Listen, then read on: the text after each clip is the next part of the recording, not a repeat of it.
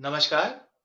The dramatic art and design association की तरफ से आप सभी का गपशप में फिर से स्वागत है। और आज हमारे बीच हैं श्री शीएस भाटिया जी, जिन्होंने लगभग 35 साल से लगातार कॉस्ट्यूम की है, कभी डिजाइन किया है, कभी असिस्ट किया है। उनको कॉस्ट्यूम में एक्सपर्टीज है। उन्होंने फिल्मों की, थिएटर की, सीरियल्स की कॉस्ट्यूम्स की है और बहुत लंबा इतिहास है उनके पास। तो चलिए मिलते हैं और उनसे बातें करते हैं सी एस भाटिया जी से। नमस्कार भाटिया सर। नमस्कार गोविंद जी, नमस्कार नमस्कार। आपका बहुत बहुत स्वागत है और कि आपने हमें टाइम दिया। अरे आप आए। बहुत बहुत शुक्रिया गोविंद जी आपका। आपने मुझे मौका दिया, बातचीत के लिए इनवाइट किया। मैं आपका तहे दिल से शुक्रगुजार हूँ। शुक्रगुजार क्यों, हमें हम सब आपके बच्चे हैं और आपसे बात करने से मजा आएगा। तो आपने इतने लंबे समय से मतलब कॉस्ट्यूम किया है, तो आपकी शुरुआत कैसे हुई, किस तरह से कॉस्ट्यूम से जुड़े? क्या आपके घर में भी पहले से होता रहा, लोग करते रहे ये सारे काम? गोविंद, तो एक्चुअली मेरा जो जुड़ाव है ये थिएटर के कॉस्ट्यूम्स को लेकर के, ये हम बचपन में देखते थे। अपनी हमारी शॉप थी पचकुया रोड में, ब्रॉडवेज के पास। तो उस वक्त जो बड़े, जैसे ब्रिटिश काउंसिल में फादर जुड़े हुए थे, ब्रिटिश एम्बेसी से भी जुड़े हुए थे, और पार्टीशन से पहले अंग्रेजों से जुड़े हुए थे। तो उनका वो कार्य जो चला आ रहा था, तो हम बचपन में नीचे दुकान और ऊपर स्कूल, पचकुई रोड में ये हमारा था। रामदेव स्कूल में हमारी जब शुरुआत हुई, तो मुझे याद है कि फादर साहब अलग अलग तरह की चीजें बनाया करते थे, तो हमें इतना ज्ञान नहीं था। तो एक बार एक ओरिजिनल भालू की कॉस्ट्यूम बनने आ गई, ओरिजिनल। हम मुश्किल से आप 4th स्टैंडर्ड में या 3 या 4th स्टैंडर्ड में रहे होंगे, तो हम देख देख के डरते थे उसको। शायद वो बना हुआ था। फिर मैं वो नाटक देखने गया, ये इधर था आईफेक्स में। नाटक देखा, ऐसे होता है ऐसे होता है, जहन में आ गया बचपन में। तो जीवन में वो शुरुआत चलती गई। फिर फादर साहब पंजाब थिएटर, छपरू हाउस में पंजाबी थिएटर होता था, पंजाबी थिएटर से काफी जुड़े रहे। और मोस्टली उस वक्त आईफेक्स वगैरह में ज्यादा ये हुआ करते थे।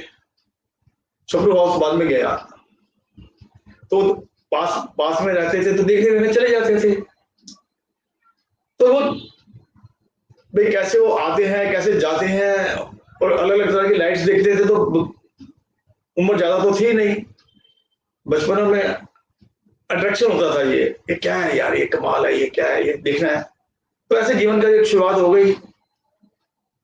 बहुत से उससे जुड़ते हुए अपनी स्कूल लाइफ को पकड़ते हुए निकल गए। ये जीवन की एक शुरुआत है, जो कि जहन में जो थिएटर रहा। और फिर स्कूल में भी छोटे छोटे हमारे, क्योंकि हमारा स्कूल जो दिल्ली में रामजस नंबर 4 था, काफी एक्टिविटी, कल्चरल एक्टिविटी लिए जान जाता था। वहां भी एनुअल फंक्शन होते रहते थे, तो जुड़ाव वहां भी रहा। थोड़ा थोड़ा बहुत, ज्यादा तो नहीं था। करते करते करते करते क्लास पास हो गई, कॉलेज में चले गए। अब कॉलेज में जाने के बाद दयाल सिंह कॉलेज मैंने ज्वाइन किया इवनिंग में, सुबह खाली थे। अब सुबह क्या किया जाए, आईटीआई में डाल दिया। 2-3 ट्रेड्स में कि किस में हो जाए। लास्ट में मेरा जो मैं चाह रहा था वहां नहीं हुआ, मैकेनिकल में चला गया, एडमिशन हो गया। वहां गया, मैकेनिकल के अंदर निजामुद्दीन में ITI में मन नहीं लगा यार, ये हमारी फितरत से लगा है। हफ्ते भर में छोड़ छाड़ करके आ गए, क्योंकि अब फादर साहब ने क्या, तो तब तक हमारी पाड़गंज से हम शिफ्ट हो चुके थे यहाँ सत्संग के लिए में, और हौस में दुकान थी। तो हमारे चाचा भी थे साथ में। मैं चाचा को यार दिन में खाली रहता हूँ तो मुझे सीखना है, बस बैठना नहीं है अंदर। 5 बजे सुबह 5 बजे तक खाली रहते हैं। तो वहां से एक लगाव सा शुरू हो गया, करते करते करते करते करते फिर कार्य करते हुए, फिर कई ईरानी मैसेज में कुछ प्रोग्राम हुआ करते थे। उस टाइम कल्चर बिल्कुल अलग था ईरान का। वो कोई शाह ईरान थे तो वहाँ हुआ करता था, तो वो अपने यही सुप्रीम कोर्ट के सामने, तो हम थोड़ा बहुत कुछ करते रहते थे। ईरानी डिप्लोमेट के साथ जुड़ गए, ब्रिटिश डिप्लोमेट के साथ जुड़ गए, हेनरी, मतलब एक वेस्टर्न कल्चर के अंदर खो गए। इतना काम करते थे, करते करते करते करते करते थिएटर की शुरुआत हुई जाकर के। अच्छा, फिर सबसे बड़ी बात है कि जॉय मैकल के साथ काम चलता रहा बीच बीच में हमारा।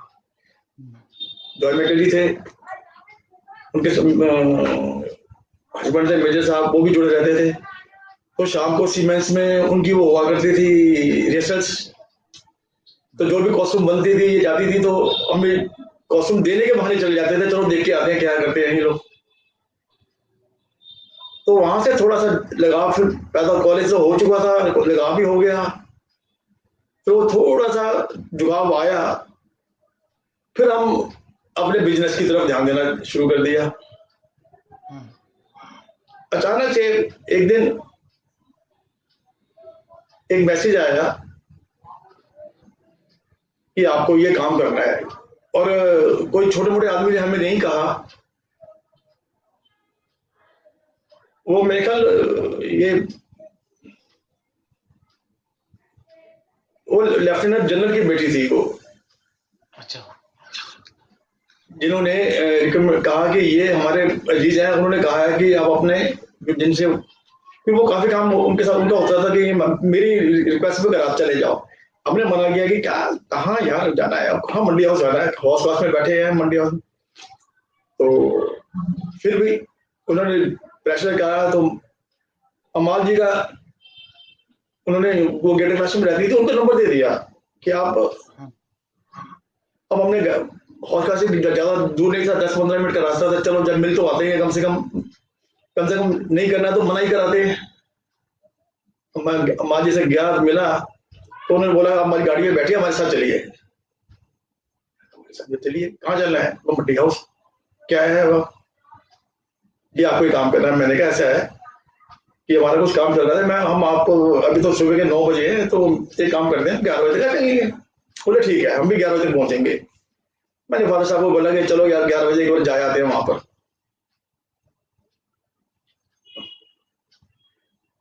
पूछते पूछते रविंद्रा भवन पहुंचे, गार्ड से पूछा और पहुंच गए मनोज सिंह जी के चैम्बर में। वहां माँ जी बैठी हैं, गांधी जी बैठे हैं,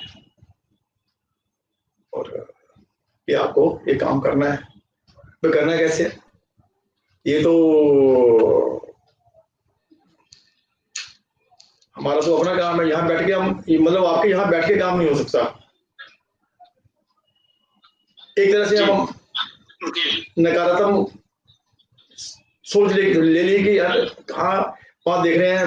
अब पहले तो हम जानते नहीं थे किसी को, तो आप पता देखा कि गांधी जी मिल गए। तब तो मैं सिंह साहब था। उन्होंने कहा कि सिंह साहब बैठिए, पहले चाय वाय पीजिए, फिर बात करते हैं, जल्दीबाजी क्या कर रहे हैं आप? फादर साहब कहते हैं देखो जी, हम तो इस लड़के नहीं करना है जो करना है, हमें तो मुझे कोई दिक्कत नहीं है।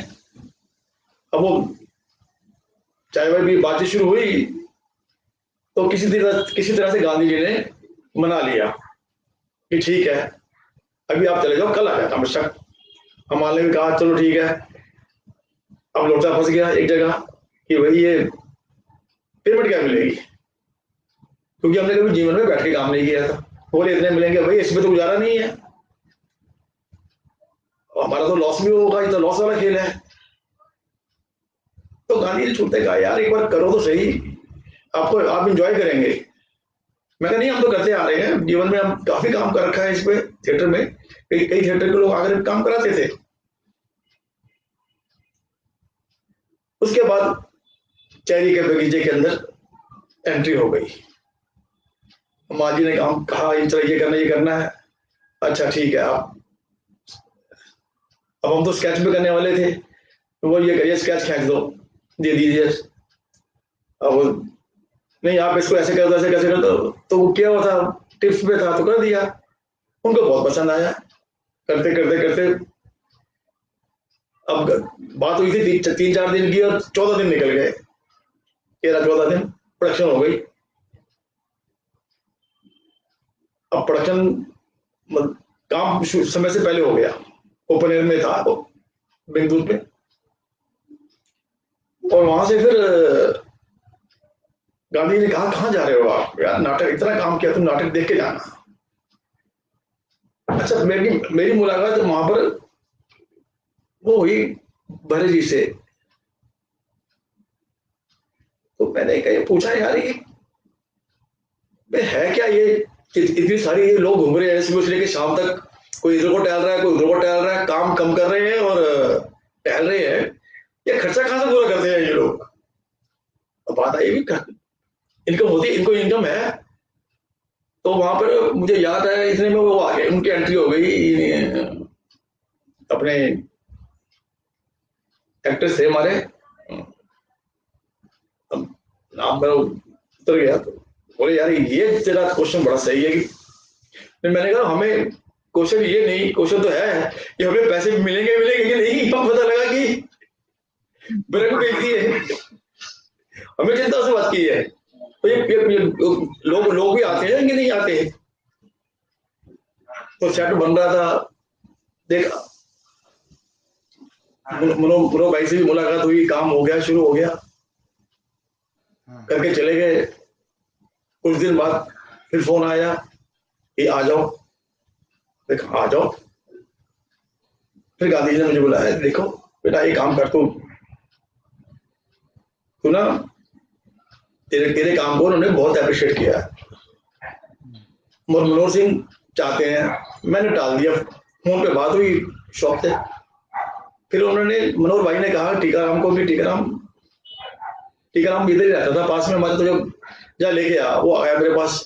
मैंने कहा तू जा यार, तू कहाँ, मैंने हमारे पास टाइम नहीं है यार, हमारा बहुत काम देने वाला काम है। बोले भाई तुम जाके मना कराओ। अब सीधा मनोज भाई के कमरे में पहुंच गया, वो बोले यार हम आपका इंतजार कर रहे हैं। मैंने कहा कि देखो ये 2 दिन 4 दिन आना, अपने बिजनेस में कोई दिक्कत होती है जी, काम में भी। तो गांधी जी बैठे थे, बोले बेटा ये काम कर, हमारे यहाँ पोस्ट खाली है तो अप्लाई कर दे, पोस्ट निकली हुई है। मैंने कहा कि पोस्ट क्या काम करना, काम कर देते हैं पोस्ट। वो उन्होंने अप्लाई करा दिया, बात गई आई हो गई, बीच में काम चलता रहा। ऐसा ऐसा आर्टिस्टों से जुड़ना शुरू हुआ तो काम में मजा भी आने लगा। और फिर उन दिनों मंडी हाउस में कई और लोगों को पता चला, तो वो भी पहुंचने लगे, श्री राम सेंटर वाले भी पहुंचने लगे, यार हम भी है, हमारा भी कर देना, चलो जी कर देते हैं। एक लाइन अलग से शुरू होने, यही जीवन शुरू हो गया आगे। और चेरी का बगीचा जब मैंने शाम को नाटक देखा और उन्होंने ब्रोशर पकड़ाया, पढ़ा, 3 जगह पे नाटक हो रहा है, यार ये बड़ा अजीब सा है यार, पहले एक जगह बिठा रखा था, फिर दूसरी जगह, फिर तीसरी जगह। और उस समय पहले तो हमें मालूम नहीं था, मटियानी जी उसको वो कर रहे थे, ले जाकर लोगों को लेके जाना, चलो तो चलिए तो चलिए। जब मुझे उन दिनों में पता चला कि ये जो डायरेक्टर आए हुए हैं, ये रिचर्ड है नाम था उनका, ये अमेरिकन है, रिचर्ड शेगनर। रिचर्ड शेगनर, हाँ वो अमेरिकन से। अरे यार वो मैंने ब्रोशर पढ़ा, रात को घर पढ़ रहा हूँ, लिखा हुआ जो राइटर है वो तो चेकअप है, इधर रूसी है, रशियन है, और ये कहाँ रशिया, दोनों आपस में एंटी, और बहुत से नाटक थे यार, ये ड्रामा स्कूल कुछ है चीज यार अलग से यार, चलो यार करते हैं, देखते हैं, करते करते बन गया माहौल एक। फिर कई नाटक होते रहे, चलते रहे, 1-1.5 साल बाद बोला कि भाई इतने में एंट्री हो गई इनकी मोहन मारिशी की, वो डायरेक्टर बन के आ गए, और कुदरती उनकी मैडम एक मॉरिशस के लिए कर रही थी काम, प्रोडक्शन थी उनकी 150 ईयर पे आईसीसीआर की। उनकी मुलाकात अचानक से, मैं पेमेंट ले रहा था स्कूल से, तो हो गई, तो बोली कि आपसे बात करनी, आ जाओ। बोलिए मैडम, बोली ऐसा ऐसा ये है, हमारा प्रोडक्शन करनी है ऐसे, चलो कर देते हैं, मॉरिशस के लिए हो रही है तो अच्छी बात, हमें भी लगा यार कुछ अलग सा मॉरिशस का कल्चर होगा, इसमें काम करने को मौका मिला, कर दिया, लगे रहे, कर दिया, उनको भी पसंद बड़ा आया, उनके साथ जुड़ाव हो गया। तो बोले, उन्होंने कहा कि मैं जब भी आगे से प्ले करूंगी, कॉस्ट्यूम करूंगी, तो आप मेरे साथ जुड़े रहना। तो उनके व्यवहार इतना अच्छा लगा मुझे कि कभी भी उन्होंने कुछ कहा तो मैं ना नहीं कर पाया, ना समय ना होने के बावजूद भी कर देंगे। अब करते करते इतने में मुझे याद है कि नौकर शैतान मालिक हैरान हो रहा था का प्रोडक्शन चल रही थी। तो भाटिया जी एक मिनट, एक्चुअली आपको नूतन मैम भी देख रही है, नूतन सूर्या जी, अच्छा अच्छा अच्छा, ललित सिंह पोखरियाल जी हैं, किरण भाई देख रहे हैं, मतलब आपको नमस्कार बोल रहे हैं। सबसे सबको नमस्कार जी। तो शुरुआत हो गई, नौकर के दौरान नूतन जी भी थी उस प्रोडक्शन में जी, और पता चला कि एक चिट्ठी आई मेरे पास काम करते हुए कि भाई आपका इंटरव्यू है। अबे कौन सा इंटरव्यू है, ये काम कर रहा था कि आपको 2 बजे वहां इंटरव्यू देने, और गांधी ने कहा कि यार ये इंटरव्यू देने जाना है। मन तो था नहीं करने का यार, ये पहले दबे मन से कर रहे थे कि शॉप का बड़ा नुकसान होता था, फादर चलाते थे अकेले। अब इंटरव्यू दिया और नौकर का प्रोडक्शन करते करते अब उसका हम दे के आ गए अपने काम में, फिर मस्त चलो गांधी जी ने कहा ऐसे ही हो, ध्यान से अच्छी तरह इंटरव्यू दियो। अब गांधी जी ने कहा है तो गांधी जी की अब रिस्पेक्ट करना शुरू कर चुके थे हम, कि नहीं हम जो कहते थे मान लेते थे, तो ठीक है। अब थोड़े दिन बाद पता चला रिजल्ट आया, तो मेरे पास एक डिस्पैच से एक आदमी आया और चिट्ठी दे दी कि ये लो जी मुबारक हो, आप ये लेटर ले लो। तो मुझे याद है उन दोनों में बेदी जी हुआ करते थे, वो उन्होंने एक कागज से टाइप किया, बोले साइन कर जाके वहां दे के आ जा डिस्पैच में ज्वाइनिंग फीस से। अब वो ज्वाइनिंग कर दी, हम अपना काम करते जा रहे हैं, हमें कोई मतलब नहीं है कि वो नौकरी लग गई है या क्या लगे, कुछ पता नहीं है। मैं बताऊं, प्रोडक्शन खत्म हुई तो खत्म करने के बाद गांधी ने कहा भी देखते रहो हम यही रखेंगे, ठीक है। अब पता लगा एक दिन के बाद एक चिट्ठी आ गई कि आप जाकर के मेन कॉस्ट्यूम डिपार्टमेंट ज्वाइन करें स्कूल के अंदर। भाई ये क्या कौन सा है ये, अभी तो गांधी जी सब साइलेंट हो गए कि आपको डायरेक्टर साहब ने बुलाया है। मोहन मारिशी थे, बोले जी टर्म्स ऑफ इंडिया हो रहा है तो 150 लोग हैं, सारी कॉस्ट्यूम आपने करनी है, आप जितनी टीम लगानी लगा दीजिएगा। यार ये कौन सी 26 जनवरी का काम था, 26 जनवरी में जब काम किया 150 लोगों का, ठीक है, कोई ऐसा लंबा चौड़ा नहीं था, अंग्रेजे थे या कोई ऐसी छोटी चीजें थी, कर दी। करने के बाद पहुंच गए, वो मुझे ले गए इधर मोहन मारिशी को ला गए रविंद्र रंगशाला में। तो वहां गया तो वहां जब देखा पूरा माहौल, ये तो कल्चर एक्टिविटी कमाल की है यार, ये तो वो अपना काम तो पूरा हो चुका था, बाकी जो वहां पे वेंडर्स थे बातचीत में उन्होंने अपना काम और पकड़ा दिया, जिससे 26 जनवरी शुरू हो गई या नौकरी लग चुकी थी, हमें पता ही नहीं कि नौकरी लगेगी हमारी। पता चला कि पंजाब का एक ट्रुप आ रखा है, उन्होंने भी कहा हमारा करो, ये करो करो, तो डिफेंस वालों को भी पसंद आ गए हम। 26 जनवरी की छापने लगने लगी भाई, और स्कूल में फिर ज्वाइनिंग हो गई। स्कूल में ज्वाइनिंग रहते रहते फिर प्रोडक्शन शुरू हो गई। ऐसे 1.5 साल स्कूल में रहा, 2 साल फिर रतन श्याम जी आए, तो उनको मैंने बोला जी मेरा तो मन यहाँ नहीं लग रहा है, क्या या तो मुझे मेरी बैटरी भेज दो, नहीं तो मैं छोड़ दूंगा। तो उन्होंने माना, और कौशल जी शायद वो चीज थे, उनसे मेरी बात हुई, बोले नहीं हम आपको इधर बुला लेंगे। तब से 87 में, मुझे आज भी याद है, 22 दिसंबर 87 से जुड़ा और सीधा बैटरी कंपनी, और टिल डेट तक बैटरी कंपनी। स्कूल में आना जाना रहा, लेकिन रिपेटरी नहीं छोड़ी मैंने। रिपेटरी से ऐसा लगाव रहा क्योंकि आर्टिस्टों से लगाव था, अपने स्टाफ से भी लगाव हो गया और काम से भी लगाव हो गया। काम आगे चलता रहा, बढ़ता रहा, तो ये सारी चीजें होती रही, तो ऐसे काम चलता रहा, तो जीवन ऐसे निकल गया। और मतलब सबसे बड़ी तिवारी जी जो हमारे देख रहे हैं, हाँ जी तिवारी जी, अच्छा तिवारी जी को नमस्कार कह दो मेरी। हाँ, तो मैं जरूर पूछना चाहूंगा कि जब आपने स्कूल में काम किया तो कैसे काम होता था उस समय स्कूल में बच्चों के साथ? देखो स्कूल के बच्चों का काम आज के डेट में और उसके डेट में बहुत फर्क था। सबसे पहले मैं यहाँ बताऊंगा कि उसके बाद मुझे एक काम करने को मिला ओथेलो बेनिफिट्स के साथ। डॉली जी कॉस्ट्यूम कर रहे थे, रविंद्रनाथ कॉस्ट्यूम कर रहे थे, एक मुलाकात रविंद्रनाथ जी से हो गई।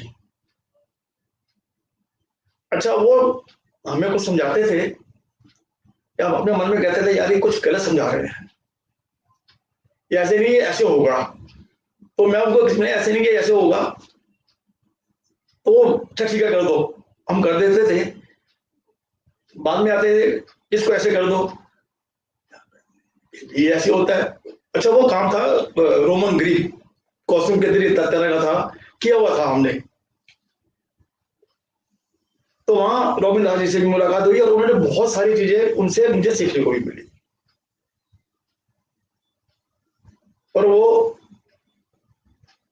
थिएटर के अंदर कैसी कैसी छोटी छोटी चीजें हैं, इसको पकड़ना पड़ता है। वहां से उनका नजरिया मेरा बदला कि भाई ये तो सीखने की जगह नहीं, ये करने की जगह है यहाँ पर। तो मुझे कुछ अलग क्रिएटिविटी करने का मौका मिलता रहा, मैं करता चला गया। उसी के उसके बाद स्कूल बताई थी मैंने, स्कूल में ज्वाइनिंग हो गई, डॉली जी के साथ भी काम मेरा करना हुआ, वहां से भी काफी मुझे वो सपोर्ट मिलता रहा। और गांधी जी, मराठे जी, एक मजबूती वाला सपोर्ट मिला, जिससे काम करने का अंदाज ही अलग बदलता चला गया। इस दौरान मत्स्य विलास भी हुआ, मत्स्य विलास के दौरान 84 आ गया, इंदिरा गांधी जी का देहांत हुआ और बहुत सारी चीजें चेंज हो गई लाइफ के अंदर।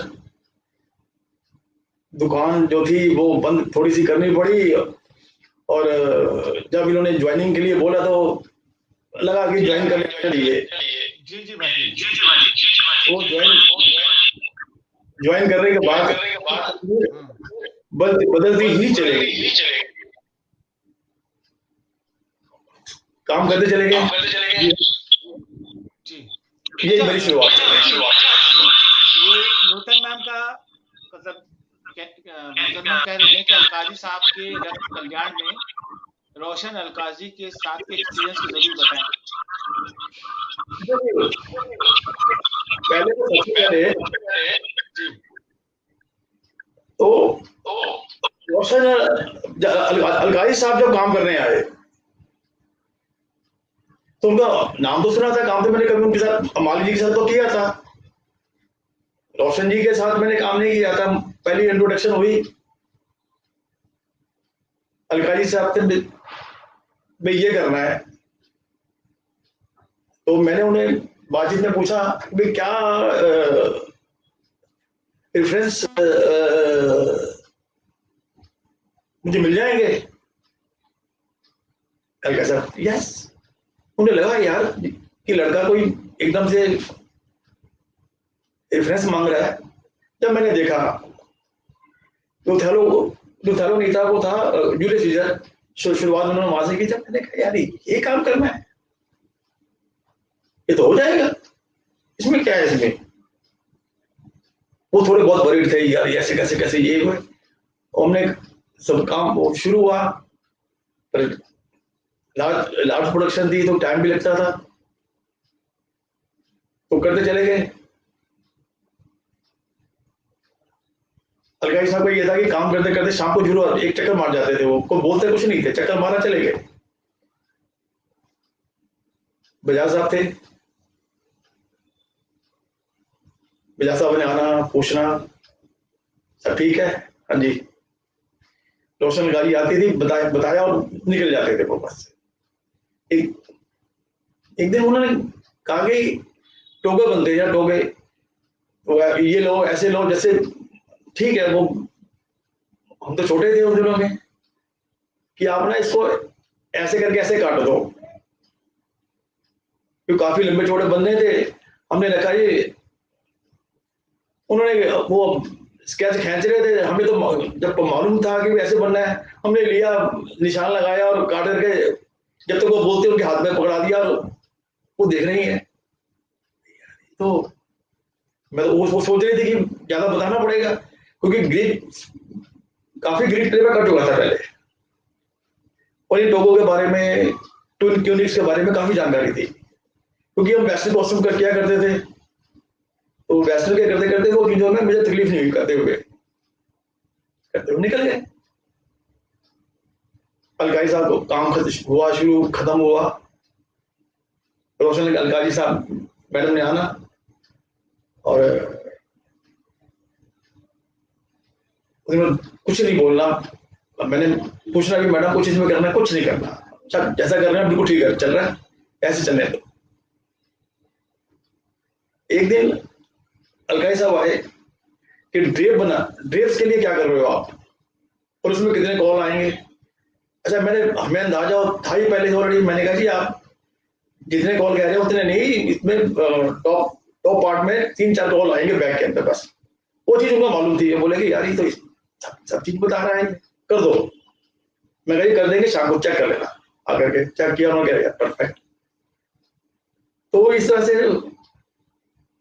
काम हुआ अलकाई साहब का। एक दिन अचानक से मेरे पास आए 3-4 फोटो लेकर के, मेरी अपनी इनमें से एक फोटो पसंद करो आप। अब वो फोटो के की पसंद कर रहे हैं, क्यों कह रहे हैं मुझे फोटो पसंद करो?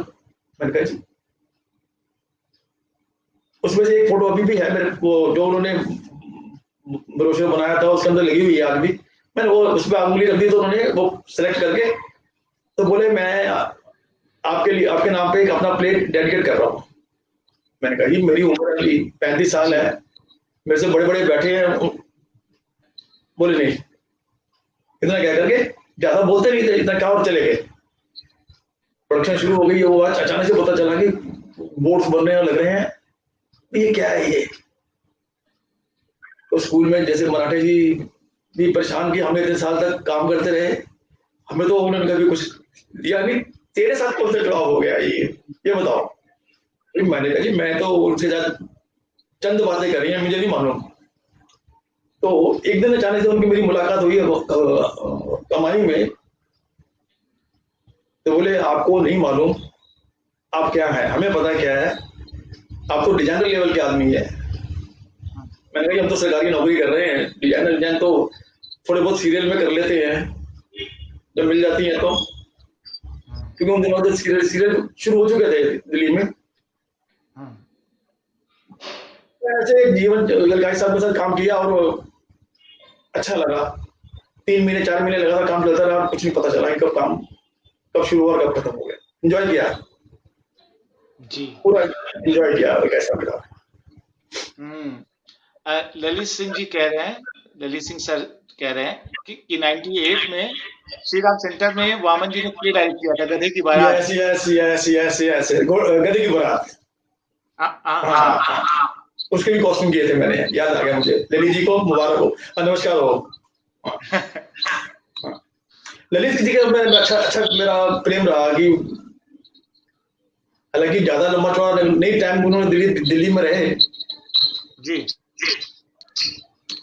एक्चुअली क्या वामन जी को चाहिए थी मराठी स्टाइल की धोतियां, जो कि दिल्ली में कोई नहीं जानता था बनाना। तो वामन जी स्कूल में जब पहले थे तब थे तो जानते थे कि इनको मालूम है ये चीज करने की, तो उन्होंने बोला यार ये चीज तुम कर दो। अरे मैंने कहा सर मैं जी तो कर दूंगा मैं, लेकिन आने वाले टाइम में मेरी जान को मुसीबत बन जाएगी। ये क्या क्या? मैंने कहा जी उषा जी की वहां प्ले चल रहा है, मैं अकेला आदमी, तो वहां धोतियां नहीं बन पाई, लोगों ने बांधी हैं और आपकी बन जाएगी। अरे तू करना। तो मैंने बाहर टीम लेकर के कर करा दी। तो उसमें ललित जी का भी बड़ा योगदान रहा। वो गधे की बारात में काफी योगदान रहा उनका। जी जी और वो अच्छी प्रोडक्शन करी थी हमने गधे की बारात। जी। तो रेपर्टरी में आपने 70 के दौरान ज्वाइन किया और आज अभी कुछ समय पहले आप रिटायर हुए हैं, तो इतने समय में क्या क्या चेंजेस आपने महसूस किए यहाँ पे? नहीं, रेपर्टरी में कोई ज्यादा चेंजेस नहीं, वो लगभग, क्योंकि देखो रेपर्टरी में मनोहर भाई के बाद बजाज साहब ने संभाला जी, कोशा जी भी रहे, बजाज साहब ने संभाला, और बजाज साहब ने जितना पोटेंशियल दिया स्टाफ को, मुझे नहीं पूरे स्टाफ को देते थे वो, और अप्रिशिएट करते थे, उससे काम करने की एक जो बढ़ती थी गलत। उसके बाद सीधी मुलाकात हुई सुरेश जी से। सुरेश जी के साथ लगातार 20 साल एज चीफ होने के नाते, एज डायरेक्टर होने के नाते काम किया। उनके साथ काम करने का भी एक अद्भुत मजा था। टूरिंग भी होती थी, और टूरिंग के दौरान कलाकारों के साथ काम करने का तो आनंद ही अलग होता था। मतलब कुल मिलाकर के कुछ मुझे चीजें चेंजेस आई, क्योंकि रेपर्टरी के अंदर जितने भी स्टाफ थे, चाहे वो राधे श्याम जी हुए, चाहे वो अब्दुल भाई हुए, ये सब स्किल्ड थे ये सब जी। किसी को कुछ कहने, ओमी भाई हुए, अपने अपने महारथी, सब महारथी। तो महारथी में बीच में बैठ के डिस्कशन और काम के वो तब से लेकर के, लेकिन एक चीज मैंने हुआ कि सुरेश जी के टाइम में एक चीज का परिवर्तन जरूर हुआ कि सुरेश जी ने, मतलब एक आदमी 4 काम कैसे कर सकता है वो सिखाया। क्योंकि वो बटन डालते थे कि तूने ये करना, ये भी करना, ये भी करना है, उससे एक ताकत बनी जी। ये बहुत बड़ी बात है। और इसलिए 20 साल सूरज जी के साथ जब काम किया तो पता भी नहीं चला 20 साल कब निकल गए, कोई चेंज नहीं किया था। नूतन मैम भी कह रही और मैं भी चाहूंगा कि आपके जो अलग अलग एक्सपीरियंस रहे हैं अलग अलग कॉस्ट्यूम डिजाइनर के साथ, मतलब जहां आपको भी लगा कि मतलब आपके लिए भी थोड़ा चैलेंज रहा है, उसके बारे में जरूर आप शेयर करें। जैसे आपने भानु अथैया जी के साथ भी किया काम, है ना, अंजला जी के साथ भी किया, अंजला जी के बारे में आपने बताया, तो कैसे उनका काम करने का तरीका था, कैसे हैंडल करते थे लोगों को? जहां तक मुझे मालूम है चैलेंजिंग वर्क मुझे एक बड़ा फिल्म में बहुत ज्यादा लगा था, वो थी अग्नि और वर्षा। प्रसन्ना जी का प्ले था, डॉली जी का कॉस्ट्यूम कर रही थी, उनको एक अलग तरह की कॉस्ट्यूम चाहिए थी कि ऐसा होता है, तो उसमें वेस्टर्न और इंडियन मिक्स करके करना था। सोच लगाई थोड़ी सी क्या कर सकते हैं, मैंने चलो एक कोई बात नहीं, एक्सपेरिमेंट करते हैं। एक एक्सपेरिमेंट करके दिखाया, बल्कि पूरे सबको कोरस को भी देना था सेम, तो दिया तो चीजें वो निकल आई, पसंद आई कोई पसंद आई, लेकिन उसके अंदर ताकत बहुत लगी। ऐसे ही मोहन राकेश फेस्टिवल हुआ था। मोहन राकेश फेस्टिवल में 5 प्रोडक्शन मेरे ख्याल 20-25 दिन के अंदर पूरी करी। सुबह आए हैं, रात को 12 बजे जा रहे हैं, 1 बजे जा रहे हैं, पता ही नहीं कब जा रहे हैं कब आ रहे हैं। नूतन जी भी उन दिनों प्रोडक्शन में थी। नूतन जी काफी जुड़ी रही हैं हमारे लोगों के साथ, कॉस्ट्यूम डिपार्टमेंट के साथ।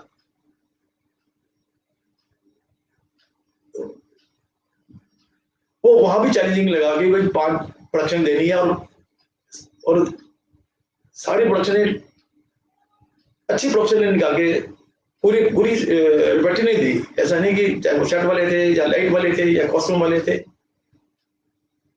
शॉर्ट पीरियड में वो करके दिया। वो चैलेंजिंग था, यही शॉर्ट पीरियड में। ऐसे बाद में हमें लगा कि हम ये भी कर सकते हैं, मतलब इतनी ताकत है हमारे में, ये कॉन्फिडेंस आया। तो ये 2-3 प्रोडक्शन काफी चैलेंजिंग रही। इसमें एक प्रोडक्शन आई थी बंसी जी की, गप्पू दास, उसमें भी ट्रॉल सीन था एक, उसके अंदर भी अलग अलग तरह की नंदनी जी लेके आई कॉस्ट्यूम्स। या कौन करेगा, इसे कम करेगा, हो जाएगा ना, क्या चिंता क्या है। तो चीजें निकली करी वो उस टाइम में। तो वो अक्सर काम करने का मजा डॉली जी के साथ आता था। भानु जी के साथ भी आया। भानु जी से मैंने एक होती में कैसे कलर स्कीम उठाई जाती है, एक एक्टर को आपने 5 चेंजेस देने हैं, 10 चेंजेस देने हैं, उस चेंजेस के अंदर कौन से कलर्स यूज कर रहे हैं और कैसे कर रहे हैं। हालांकि डिस्कशन में नहीं ली, लेकिन हमने पकड़ा, यार देख ये उसमें गोविंद जी थे। गोविंद जी को मेन जब बात कर रहे थे, मैंने देखा कि यार ये यहाँ टीकम जी थे, उनको 5 तरह की साड़ी दी, लेकिन कलर चेंज होते भी कलर चेंज नहीं है। एक कलर में कैसे खेलना है, वो भानु तैयशी से बहुत सीखा। और भानु जी के साथ तो फिर बाद में एक प्ले हुआ अपने नाजरा जी का, उनके वहां जाने का मौका भी मिला मुझे। उनकी वहां जो वर्कशॉप थी, वहां ऑस्कर पड़ा हुआ था ऐसे ही, मुझे बोली देखो ये मेरा ऑस्कर है। मैंने कहा मैंने देखा, पकड़ना चाहता हूँ, देख तो लूंगा कैसा होता है। और आपने तो ऐसे डाल रखा है एक अलमारी के ऊपर। तो भानु जी के साथ तो भी अद्भुत रहा, ऐसी बात नहीं, उनसे सीखने को बहुत कुछ मिला अपना भानु जी से। कलर स्कीम के बारे में जो आचार्य स्ट्रॉन्ग हुए, उसमें बहुत सारा योगदान भानु जी का और हमारे फैकल्टी में थे। उन्होंने मुझे पूरा व्हील सिखाया कलर स्कीम का, कैसे कलर स्कीम। बिल्कुल, कलर स्कीम तो इम्पोर्टेंट है, वो पूरी का एक स्वरूप प्रदान करता है। अच्छा, एक बात है, आप ऑलरेडी कॉस्ट्यूम बनाना जानते थे, आप कर के आए थे, तो एनएसडी में आके कॉस्ट्यूम करना और बाहर करने में क्या अंतर महसूस किया आपने? क्योंकि नाटक का कॉस्ट्यूम में बहुत भिन्नता होती है। देखो गोविंद, एनएसडी में कॉस्ट्यूम करना एक सरकारी तंत्र के अंदर बंद के करना होता था। पैसा था, फंड था, सब कुछ था, और बाहर के तंत्र पे हाथ खुले होते थे हमारे। यहाँ पर जो भी डिजाइनर आए, हमारा एक ही मकसद होता था कि डिजाइनर जो चाहती है या चाहता है उसको पूरा करना, या प्ले डायरेक्टर जो चाह रहा है, जो कभी कभी बात हो जाती थी वो ये चाह रहे हैं, तो वो उसको पूरा करना। जब बाहर करते थे तो जो बाहर काम कर रहे हैं बेचारे इतने जानकार नहीं होते थे, उनसे थोड़ा ज्यादा होते थे, तो वहां खेलने में ज्यादा मजा आता था काम करते हुए। तो ये तो रहा, ये बाहर का इतना यही फर्क था, ज्यादा फर्क नहीं। नहीं, मैं ये कह रहा था बाहर, मतलब मेरा ये था नॉर्मल कॉस्ट्यूम करना और एलएसडी में आपको अलग-अलग तरह के जो एक्सपीरियंस होते थे, कि हाँ, मतलब हर कॉस्ट्यूम तो एक जैसा बनता नहीं, मतलब नहीं नहीं, तरीके सबके अलग-अलग होते थे। बिल्कुल बिल्कुल। आज भी आपके साथ होता है कि मतलब ऐसे नहीं ऐसे बना दो, जैसे विद्योत्मा में हुआ था, उस चादर में लाइट लगा दीजिए। हाँ तो हाँ इस हाँ तरह हाँ। के बहुत वो एक्सपीरियंस तो बड़े हैं मेरे, जो भगत जी के साथ बहुत एक्सपीरियंस है मेरे। वो जो भगत जी भी जानते थे हमारे कि भाटिया को जो बोल दिया हो जाएगा, अगर नहीं भी होने वाला हो तो भी कुछ सोचेगा और करेगा। ऐसे बहुत सारी प्रोडक्शन भगत जी के साथ मैंने करी, जो सेट वो होती तो सेट से रिलेटेड थी, लेकिन पार्ट ऑफ कॉस्ट्यूम बन जाता था बाद में, कि वो यूज हो रहा था। तो यार मुझे लाइन लगानी कैसे चलेगी और किसी को शॉर्ट भी ना लगे, हो जाएगा जी, मैं कैसे को बता तो दे, जब कर देंगे तो देख लेना। जो करके दिया, और फिर जो जो वो कर चलन होती थी, उसके बाद लाइट वालों को ट्रांसफर करा भी जिसमें लगा दो, तो उनको अच्छा लगा कि यार ये तो वाकई में कर दिया। तो ये भगत जी को विश्वास था हमारे ऊपर, तो वो हो जाता था फिर काम। अच्छा, हाँ, वो तो सही है कि मतलब थिएटर में अलग तरह से कॉस्ट्यूम बनता है, कुछ का कुछ बनता है। बिल्कुल बिल्कुल। अच्छा, एक चीज़ और, हमारे रेpertoire में इतने सारे एक्टर होते हैं, आपके हाँ, बहुत सारे ऐसे किस्से होंगे, आप एक्टरों को हैंडल कैसे करते हैं? क्योंकि आप ही पूरे समय तक बैक स्टेज में होते हैं और देखो घटनाओं की तो मतलब आपके पास इतनी कहानियां होगी कि कभी किसी का कुछ सामान गायब हो गया, नाटक चल रहा है, किसी ने एंट्री की, पता चला तो कॉस्ट्यूम ही नहीं है। लेकिन तो कुछ हमारे आर्टिस्ट हैं, बच्चे हैं हमारे, मतलब मैंने मैंने हमेशा एक उम्र हो जाने के बाद अपने जो आर्टिस्टों को मैंने, जब मैंने बैटरी में वाटर इंचार्ज का पद संभाल लिया, फिर मन में एक बात आई कि यार अब आप यहाँ पर सीनियर हो गए, और ये बच्चे जो है ना, ये अपने बच्चों की तरह देखना है इसको। एक वो नजरिया लिया मैंने कि नहीं भाई, नहीं तो ये मेरा भी जीना हराम कर देंगे, मुश्किल करेंगे मुझे भी। तो उनके साथ में बैठ के बातचीत करनी, और कई जगह कई बदमाश भी होते थे, बदमाशियां तो होती थी कई, अचानक से कुछ ऐसी डिमांड कर देनी चलते शो में, पता चला वो तो यूज ही नहीं हो रहा, तुम डिमांड क्यों कर रहे हो। बेचारे हमारे साथ बुधराम जी होते थे, उनको बेचारों को जानकारी थी पर इतनी नहीं थी, तो और उनके साथ वो कर जाते थे।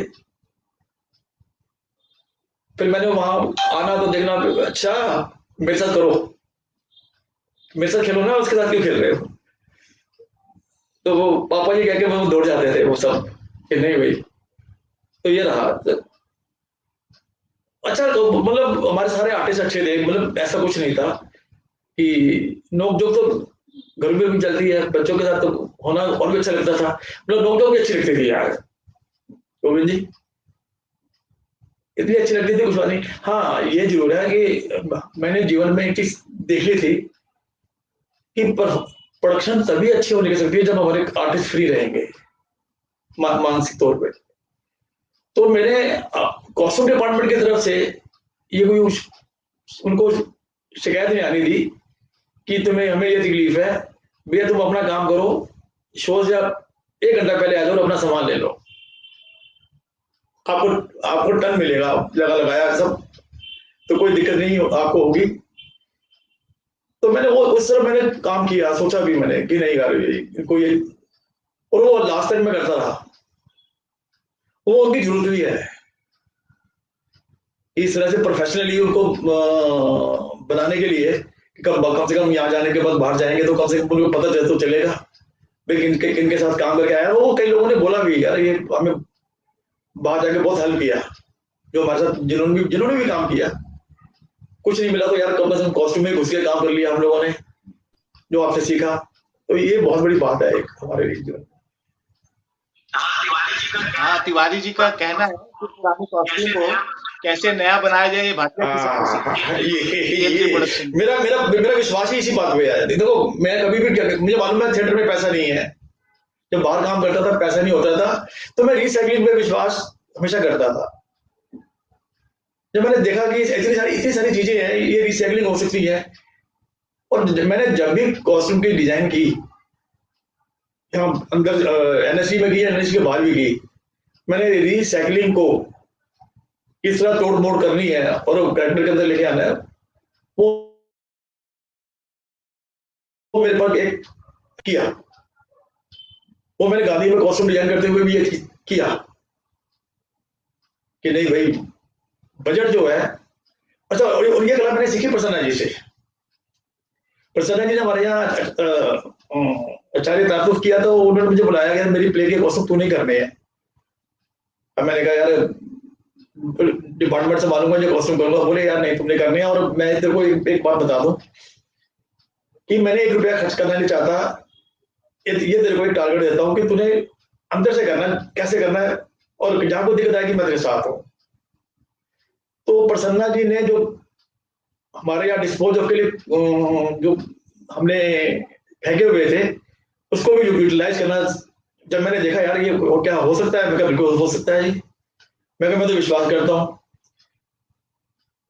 तो कर दिया मैंने, जैसा उन्होंने कहा कि भी मुझे ये चाहिए था, ये करना, मैं हो जाएगा जी, चलो इतना तो ही कर देंगे। अब जितने भी प्रोडक्शंस के मेरे पास पड़े हुए थे, मैंने सारे लेकर के एक दिन कॉस्ट्यूम परेड दे दी, उसमें से 90% उन्होंने पास कर दिया। यार तो बिल्कुल ठीक है यार, तो ये चाहिए मुझे, चलो ठीक है जी। फिर मात्र 80 रुपए खर्च किए थे उस प्रोडक्शन के अंदर।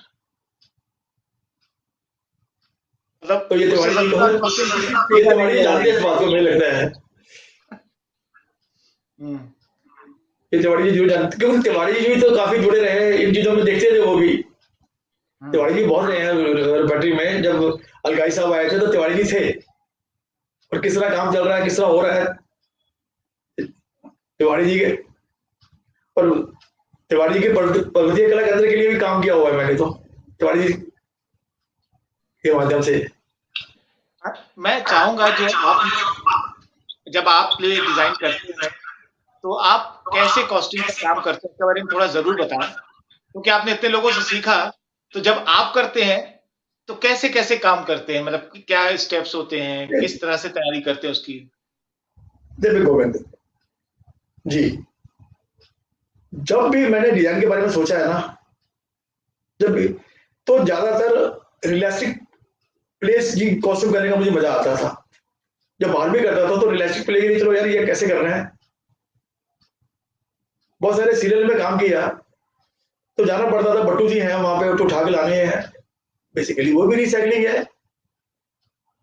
और जहाँ विशाल के पास गए हुए कुछ निकाल, उसको तो जब करते हुए जितने भी, क्योंकि उनके पास तो सब चालू माल पड़ा होता था, उसमें से इलास्टिक के मामले में निकाल के ले आना, छान करके कर करके या उनको कन्वर्शन। तो ये थोड़ी मेरे पास एक कला थी, जो कि मैंने रिसाइकलिंग की कला तो खैर मैंने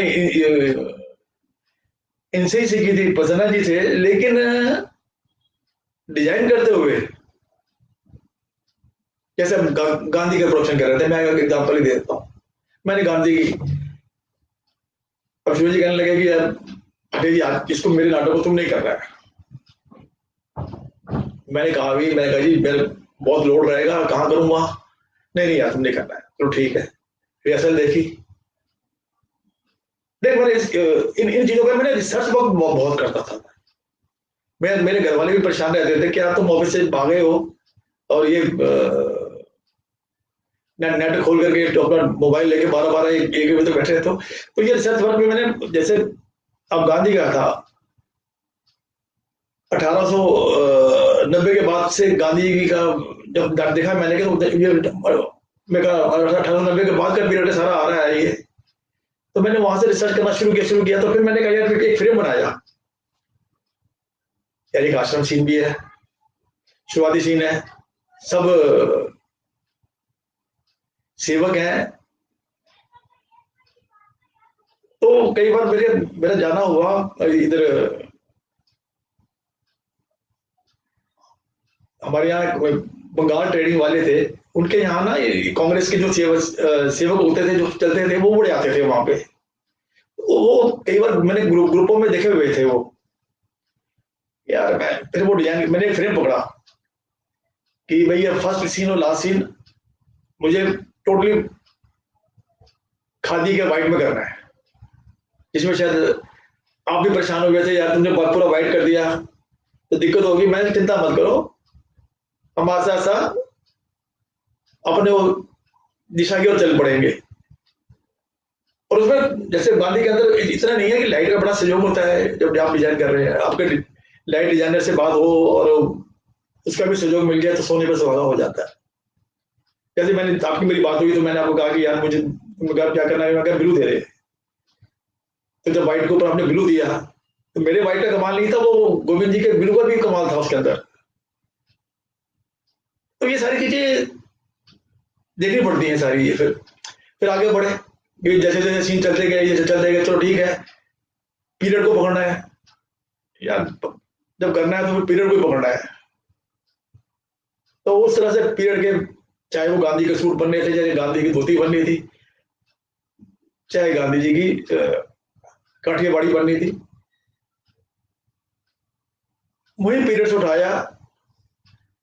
और बैठे में रहने का मुझे एक फायदा भी मिला, लगातार रहने का, क्योंकि हर चीज मेरे ध्यान में है। और मैंने घूमते फिरते हंसते खेलते कर दिया।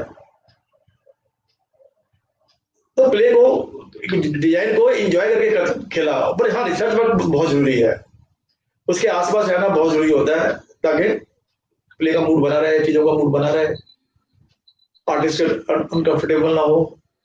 बस यही डिजाइन है, और क्या है डिजाइन में, यही इसको देखते हुए। आपने तो फिल्मों के लिए भी हाँ, कॉस्ट्यूम किया है, तो फिल्मों में और थिएटर के कॉस्ट्यूम में क्या अंतर महसूस करते हैं जब आपने दोनों का किया है? थिएटर का फिल्म में बहुत फर्क होता है। वहां पे कुछ चीजें कंटेम्प्रेरी होती है, ठीक है, कलर स्कीम, यहाँ कलर्स लेने होते हैं, टेक्सचर का ज्यादा ध्यान नहीं देते, थोड़े रॉयल लगना चाहिए। बजट, कई फिल्मों में बजट मिल जाता था, कईयों में नहीं मिलता था। तो वो जैसा जैसा वो चाहते थे प्रोडक्शन वाले, बाहर फिल्म में काम करते हुए या सीरियल में काम करते हुए, वैसे वैसा कर देते थे हम लोग।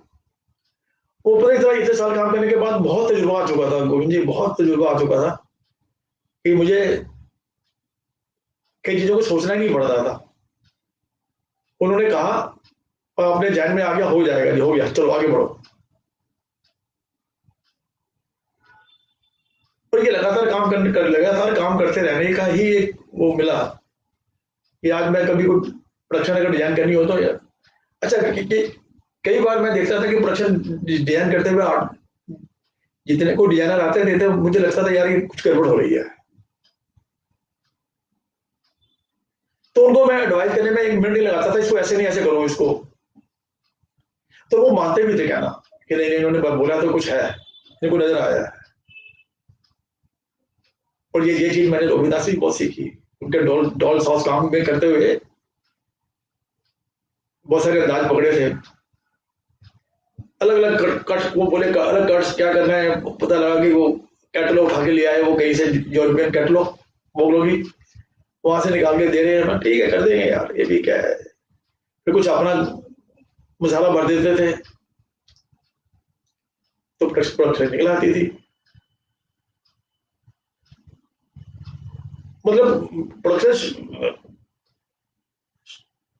शुरुआती दौर में थोड़ा बहुत तो फर्क पड़ा, लगा कि यार ये जो एक चीज कई बार एक दिन में तैयार होती थी और बाद में वही चीजें एक दिन में 4 भी बनने लगी। तो जैसे जैसे तजुर्बा बढ़ा, जैसे जैसे चीजें बढ़ी डिजाइन करते हुए, हर डिजाइनर का काम करने का अपना अंदाज है।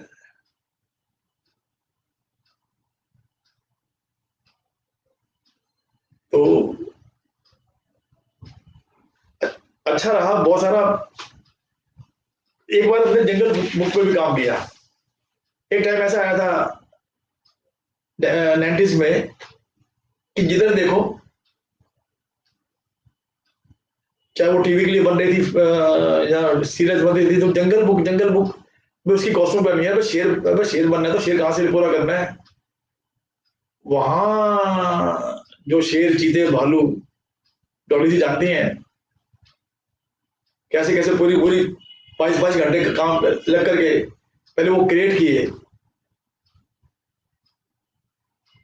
वो कहीं मिले नहीं थे, वो अपने आइडिया से क्रिएट किया और उसको हमने एक अमली जामला पहना दिया, ठीक है ये सब।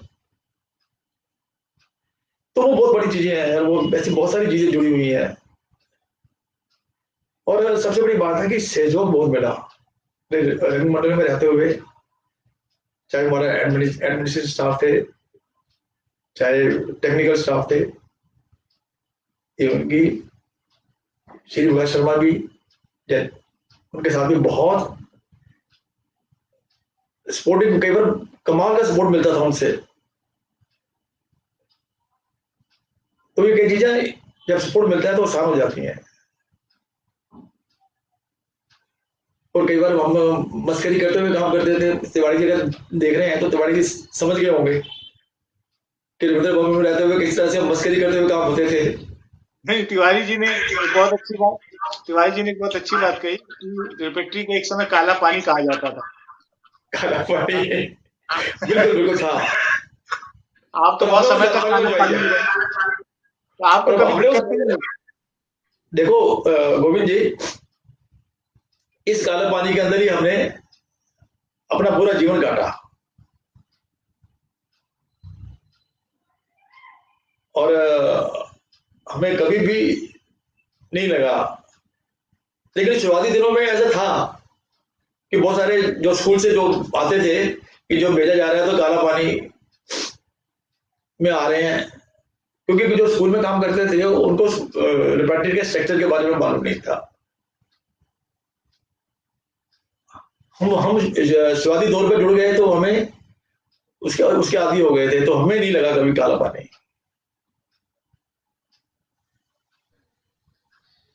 मैं ये चाहूंगा कि जो नए लोग आते हैं, अभी कॉस्ट्यूम करना चाहते हैं, तो उनको वो जब आए तो कैसे आए, क्या पढ़ के आए, क्या सीख के आए, मतलब उनके लिए जरूर आप बोलें कि उनको कॉस्ट्यूम से जुड़ने से पहले कैसी तैयारी करनी चाहिए, कैसे समझना चाहिए। देखो भाई गोविंद जी, कॉस्ट्यूम का काम अगर आप एज डिजाइनर पूछ रहे हैं तो इतना आसान भी नहीं है। आपने अगर 20 25 कैरेक्टर्स होते हैं और उनको आपने पूरा पहचाना, तो आपको एक एक चीज की जानकारी होनी चाहिए। आपको कट्स की जानकारी होनी चाहिए, आपको टेक्सचर की जानकारी होनी चाहिए, कलर्स की जानकारी होनी चाहिए, पीरियड की जानकारी होनी चाहिए, तब जाकर के आप एक पकड़, शुरुआती पकड़ लेंगे और उसके बाद जाकर के आप समय लगेगा। तो ये समय लगने वाली चीजें हैं। तो जो बच्चे हैं ठीक है, लेकिन आजकल जो बच्चे कुछ आते हैं तो वो आते हैं फैशन वाले, चाहे वो ये निफ्ट से सीख के आए या पल से सीख के आए, उनका और हमारे थिएटर का कोई मेल नहीं है हो पाता, उनको बहुत टाइम लग जाता है उनको। तो थिएटर की सोच अलग लेके चलनी पड़ती है और फैशन की सोच अलग लेके चलनी पड़ती है, लेकिन दोनों नजदीक है। पर कलर स्कीम का फर्क पड़ जाता है, तो थोड़ी फैशन वालों को थोड़ी दिक्कत होती है थिएटर में काम करते हुए, क्योंकि थिएटर का काम वही कर सकता है जो बजट को कम लेके चले और बाद में बजट को बड़े बजट को लेके चले। हमेशा मेरा ये मानना है कि कम बजट में अपना काम जब आप शुरू करेंगे करना सीख लेंगे तो बाकी चीजें तो आपको सीखनी है। भाई कैरेक्टर्स को आपको पकड़ना है, पीरियड को आपको पकड़ना है, सब कुछ टेक्सचर को पकड़ना है। उसके बाद भी अगर आप काम शुरुआती दौर में कम चीजों को लेकर के आगे बढ़ जाएंगे तो बहुत कुछ सीख जाएंगे। आपको नहीं लगता कि मतलब कॉस्ट्यूम डिजाइन अपने आप में एक पूरा सब्जेक्ट है? बिल्कुल है, मतलब अपने आप में एक ट्रेनिंग, बिल्कुल ये सब्जेक्ट है। ये सरस्वती ये कॉस्ट्यूम डिजाइन पूरा एक सब्जेक्ट है, इसमें कोई दो राय नहीं है। अब स्कूल में हमारे कई बार स्कूल बच्चों के साथ काम करने का मौका मिला स्कूल में भी, तो उनको उतना समय नहीं मिल पाता वहां पे सीखने का। स्कूल में थोड़ी चीजें एक शुरुआती चीजें हैं वो तो ले लेते हैं, पकड़ लेते हैं, लेकिन आगे बढ़ने में चंद लोग ही आते हैं। तो बच्चे निकलने चाहिए, क्योंकि जहां तक मैं देख रहा हूँ पिछले कई सालों से कॉस्ट्यूम के अंदर जो पुराने हैं वो चले गए और नए तैयार नहीं हुए। ये दुख की बात है। लाइट में भी तैयार हो जाती है, सेट में भी तैयार हो जाते हैं, कॉस्ट्यूम में क्यों नहीं तैयार हो रहे मुझे नहीं मालूम, लेकिन लगभग मैंने देख रहा हूँ पिछले कई सालों से कि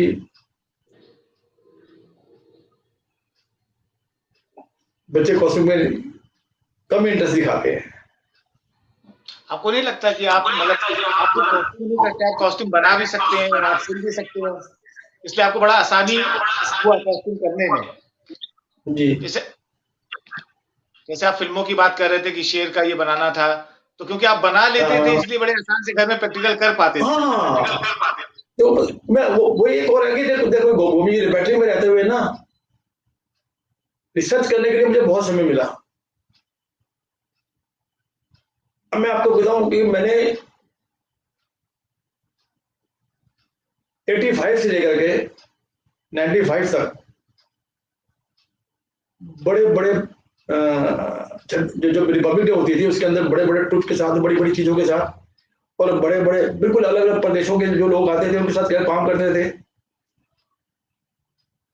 तो वहां जाके जब देखा करना और सीखना, वो भी ये मौका भी किसी को हर को नहीं मिलता। मुझे शायद मेरे भाग्य में था तो मुझे मिला, और उसको मैंने अचीव भी किया, अच्छा लगा। तो सीखना मुझे मेरे लिए आसान हो गया, जिसका फायदा एनएससी को भी मिला। तो मेरे बाहर करने का काम, एक और बता दूं मैं आपको, मेरे बाहर करने का काम जब हम फ्रीलांसिंग करते थे, कुछ भी सीख रहे हैं, भले पैसे मिले या ना मिले वो बात की बात है, लेकिन वो जब कुछ अद्भुत चीजें कर जाते थे वो यहाँ के भी हम क्रिएट करते थे।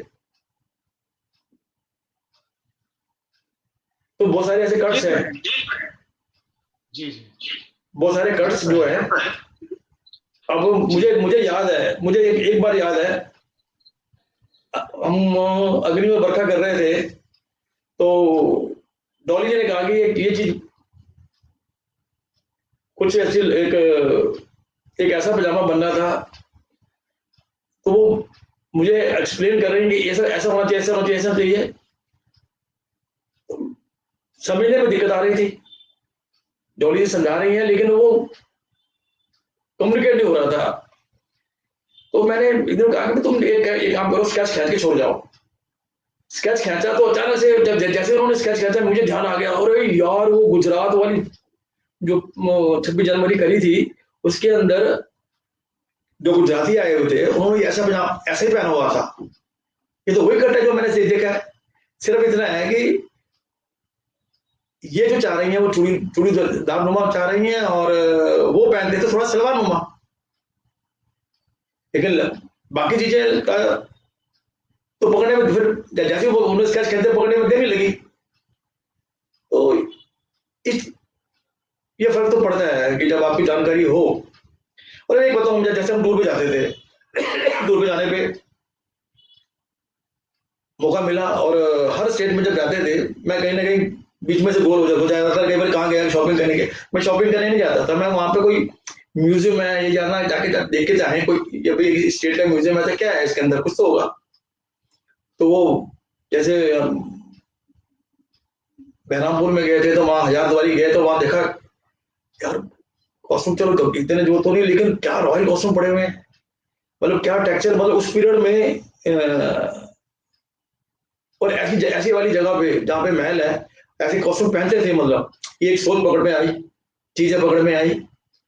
तो इसका इस बैटरी में रहने और टूरों पे जाने का एडवांटेज बहुत मिला।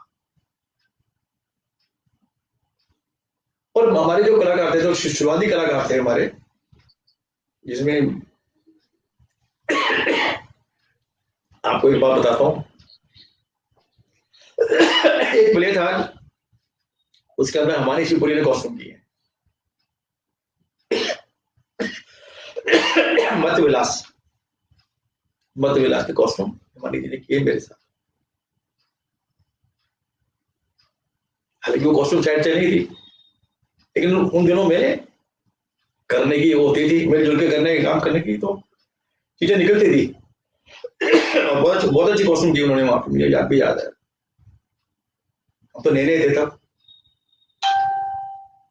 लोकेंद्र त्रिवेदी जी से भी कुछ चीजें नहीं समझ में आती थी, पूछ ली जाती थी, वो भी समझाते थे जी कई चीजों में समझा जाना उन्होंने, ये ऐसे होता है, ठीक है ये तो न्यू कमर्स के लिए बहुत बड़ी बात थी। बिल्कुल। तो वो भी रहा। एक चीज और मैं जानना चाहूंगा कि इतने सारे प्लेस होती हैं रेperटरी में, उन सारे कॉस्ट्यूम को कैसे संभाल के इतने सालों तक रखते हैं, कैसे उसको मैनेज करते हैं? क्योंकि वहां तो प्रोडक्शन लगातार चलते रहते हैं, तो वो खराब भी होते होंगे। गोविंद जी, जी एक बात की हमें जानकारी थी। मेरे जब मैंने वाटर में इंचार्ज का पद संभाल लिया, और मुझे जब देखा मैंने कि भाई यहाँ तो प्रोडक्शन दवाई होती है।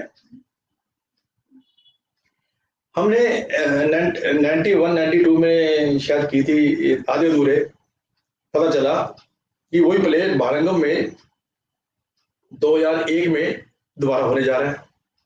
चीजें उत्तर पत्र हो जाए तो हो गई, पर फिर भी वहां से निकाल करके सबने मिलकर के, पूरी टीम ने, कॉस्ट डिपार्टमेंट की ने मिलकर फिर तैयार कर दी। मेरे दिमाग में बढ़ गया भाई, भले जो हो, किसी भी नाटक के हों, इनको इस्तेमाल भी करना है और संभाल के भी रखना है। तो मैंने एक क्राइटेरिया बना दिया कि भाई जो प्रोडक्शन, एक आइडिया हो गया था लाइफ के अंदर कि कौन कौन सी प्रोडक्शन होने के चांसेस हैं और कौन कौन सी नहीं। तो कुछ प्रोडक्शन ऐसी होती थी जो ठीक है, अभी जो दोबारा इजीली हो जाएगी, तो उनको हम आर्टिस्टों को रिहर्सल के दौरान या वैसे किसी और प्ले में यूज कर लेते थे। अदरवाइज मैं उनको डिब्बा बंद रखता था कि कब कब क्या कौन सी घटना घट जाए कुछ पता नहीं, ऐसे कई बार हुआ। तो उसकी फिर हमें कोई दिक्कत नहीं आई। फिर भी प्ले हो रहा है, आज इसमें मैसेज आया स्टेज का, भी बुलाया, अभी क्या हो रहा है, प्ले हो रहा है जी ये। अभी मुझे याद है मोहम्मद जी का बाण भट्ट 2007 में करने के बाद बंद हो गया, और पता लगा अचानक से कि जी ये तो बनारस जा रहा है। 2011 की बात। तो मैंने कहा जी हो जाएगा, अरे यार जो तैयारी करनी कर लो, तैयारी करनी क्या है, वो तो आज भी ऐसे बंद रखा है। मैंने तो इसमें छेड़खानी, जो थोड़ी बहुत छेड़खानी करी है, पता लग जाएगी, कॉन्सेंट्रेट करते हैं और कम हो जाएगा। वहां से भी सीखने को मिला मुझे बहुत कुछ एज डिजाइनर। जी जरूर, आपके साथ सच में मतलब बहुत मजा आया, और इतनी सारी बातें जो रेperटरी की है, आपकी है, हम सबको पता चली, और बहुत अच्छा लगा, और बहुत सारे लोग जुड़े हुए हैं। अच्छा, सबको मेरी तरफ से नमस्कार। तिवारी जी तो लगातार बता रहे हैं कि मतलब कैसा एक्सपीरियंस रहा तिवारी सर का, हाँ कि हाँ, मतलब खाना तिवारी काफी पानी जुड़े छीन रहे हमारे लेते साथ। हैं, जो काम नहीं करना चाहते थे, जो काम करना चाहते थे उनके लिए कभी काला पानी नहीं रहा काफी रेperटरी बात में। है। तो तिवारी जी क्या बोला? तिवारी जी, सर बहुत बहुत धन्यवाद, फिर मिलते हैं, फिर बातें करेंगे। आप जरूर आए, जरूर जरूर, बहुत अच्छा लगा, और बहुत बहुत बहुत सारी धन्यवाद जानकारी गोविंद मुझे जी। मिली कि कैसे कॉस्ट्यूम हैंडल होता है, कैसे आप सोचते हैं, कैसे आपने लोगों से जाना, सीखा, और कैसे लोगों को सिखाया। तो बिल्कुल आपका बहुत बहुत धन्यवाद इसमें एक तिवारी जल्दी जल्दी एक काम कहूंगा जी। कि बीएस पाटिल जी का भी बड़ा सहयोग रहा मुझे जी as stage manager, as stage जी मैनेजर जब वो थे आए थे, उनका भी बड़ा सहयोग रहा, चाहे वो स्कूल में थे या यहाँ थे। उन्होंने मतलब उनका अप्रिशिएट करना ही हमें काम की उड़ान को लेकर चले उड़ा के लेके चल जाता था कि वो ठीक है जी ये ये बहुत बड़ी बात रही है हमारे लिए।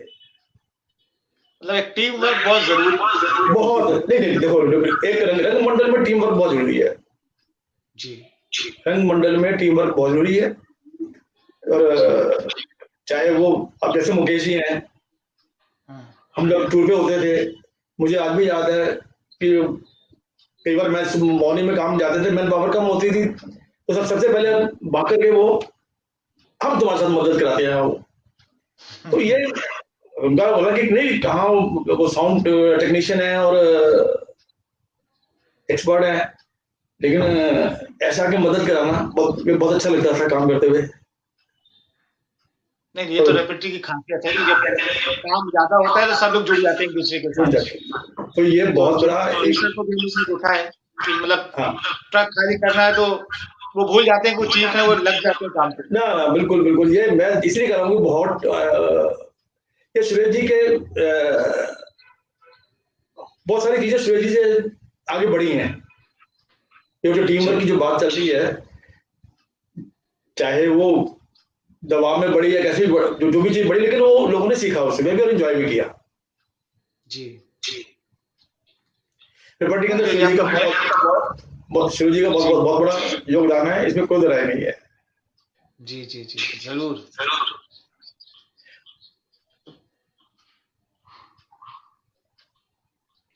भाटिया जी बहुत बहुत धन्यवाद। फिर मिलेंगे, फिर ऐसी बातें करेंगे आपसे, गपशप। ठीक है गोविंद जी, नमस्कार। आपने मौका दिया बातचीत का, मुझे भी अच्छा लगा आज जी। एक शॉर्ट टर्म में ही बातचीत करनी चाहिए आपने, और बात हो गई। जी जी जरूर। भावनाएं नहीं बन रही थी लेकिन फिर भी हो गई। जी जी आपका बहुत बहुत धन्यवाद। बड़ी मुश्किल से आप आए हैं मतलब लाना बड़ा मुश्किल था कि नहीं आप आइए। Thank you Govind, thank you.